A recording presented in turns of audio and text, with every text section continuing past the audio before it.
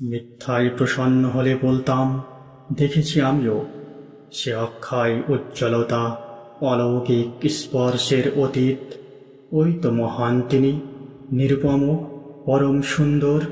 আমার সম্মুখে ওই অবিশ্বাস্য, তৃষ্ণাতাপহীন, বর্ণহীন নির্বিরোধ। বলতাম, পেলাম প্রথম অসাধ্য যা চিরকাল অগোচর, অস্বচ্ছ গোপন। আমার অঙ্গনে একই আলোময়, অকথ্য পুলক। মিথ্যায় অভ্যস্ত হলে এই মতো বলা কি যেত না? বুঝিবা অদৃশ্য ছাড়া কিছু নেই প্রত্যক্ষ গোচরে। অভয়ের মতো আমি মুখচ্ছবি দেখিনি অন্তত।